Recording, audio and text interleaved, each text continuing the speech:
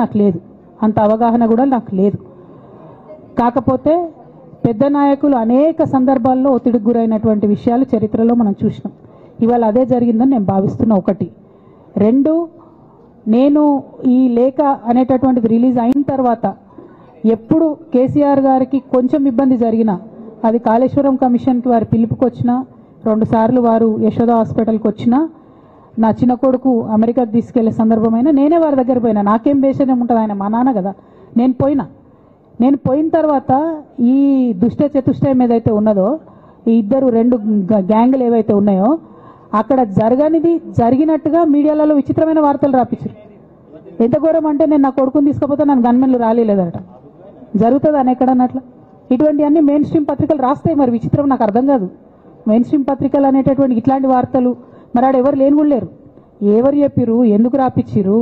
So నేనేమంటున్నా అంటే, నేను ఎప్పుడు నాన్న దగ్గరికి వెళ్ళడానికి చూసినా కూడా మా మధ్య స్పర్ధ పెంచడానికి అనేకమైన వార్తలు రాపించి, అనేకమైన కుట్రలు ఈ గత 103 రోజులుగా కొనసాగుతూనే ఉన్నాయి నా మీద.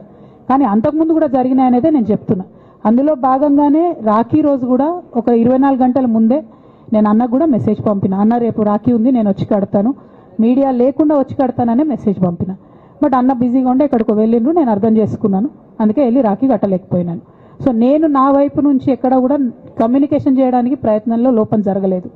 అటువైపు నుండి కమ్యూనికేషన్ రాలేదు. నేను చెప్పాలనుకున్నవి, నేను ఎత్తుకున్న ప్రజా సమస్యలు ఈ 103 రోజులలో మీ ముందున్నాయి. అవి చేస్తూనే ఉన్నా. ఇక భవిష్యత్తుకు సంబంధించినటువంటి విషయం నేనేం ఆలోచించలేదు. ఎందుకోసం అంటే, నిన్న నోటీస్ రావడం అనేటటువంటిది డెఫినెట్గా నేను కొంచెం బాగా బాధపడ్డా. నాకెందుకు నోటీస్ వస్తుంది, మరి నా లేఖ లీక్ అయింది, లీక్ చేసింది ఎవరు అంటే, చేసినటువంటి వ్యక్తుల మీద ఎందుకు విచారణ జరగలేదు అనేటటువంటిది ఖచ్చితంగా పార్టీ అంతర్గతంగా ఆలోచన చేసుకోవాలి. అంటే నన్ను ఏం మాట్లాడకుండా నన్ను డైరెక్ట్గా ఉరిదీస్తారు.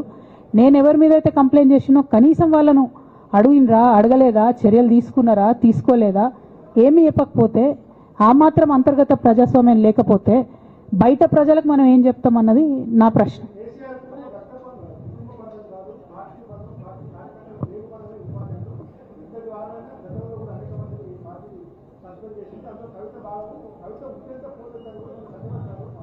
నేనేమంటున్నా బ్రదర్, వాళ్ళందరికీ ఏది చెప్తే స్క్రిప్ట్ రాసిస్తే అది మాట్లాడతారు. దాంట్లో ఏముంటుంది? ఇప్పుడు పెద్ద సంఘటన జరగడం ఏంటిది, నన్ను పార్టీ నుండి వీడియో కొట్టాలనేటటువంటి ఒక నిర్ణయం అది జరిగింది. జరిగిన తర్వాత ఇవన్నీ జరుగుతూనే ఉంటాయి, చిన్న చిన్న విషయాలు. అవంతా వ్యక్తులను సీరియస్గా తీసుకోవాల్సిన అవసరం లేదు. అల్టిమేట్గా నేనేమంటున్నా అంటే, నన్ను అడగకుండానే ఉరి తీశారు, కనీసం ఏమైంది అని కూడా అడగలేదు.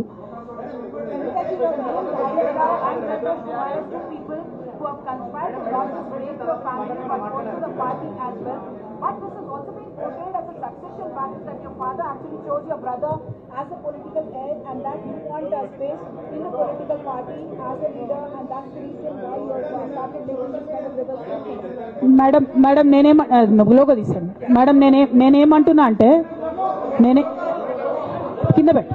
నేనేమంటున్నా అంటే, ఇప్పుడు ఈ నేను మాట్లాడే ప్రెస్ మీట్ చూస్తున్నటువంటి రాజకీయ నాయకులకు కావచ్చు, బీఆర్ఎస్ పార్టీకి సంబంధం లేని వ్యక్తులకు కావచ్చు, వాళ్ళకి ఇది ఒక ఎంటర్టైన్మెంట్, ఇది ఒక వార్త.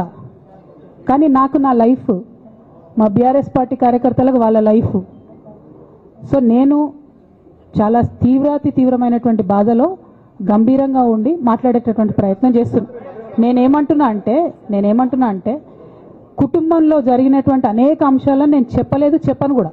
ఎందుకంటే అది ప్రజలకు అనవసరం. అది నేను ఆ బాధను పంచుకుంటే మీరు తట్టుకోలేరు కూడా. నేను చాలా గట్టిదాన్ని, మొండిదాన్ని, దయ్యాన్ని కాబట్టి తట్టుకొని నిలబడ్డా. కానీ నా ప్లేస్లో వేరే వాళ్ళు ఉంటే తట్టుకోలేరు. సో కుటుంబంలో ఇంటర్నల్ విషయాలు నేను మాట్లాడతలేను. ఓన్లీ పొలిటికల్ ఇష్యూసే నేను మాట్లాడుతున్నా. పొలిటికల్గా నన్ను సైడ్ లైన్ చేసి, నన్ను సస్పెండ్ చేసి పార్టీకి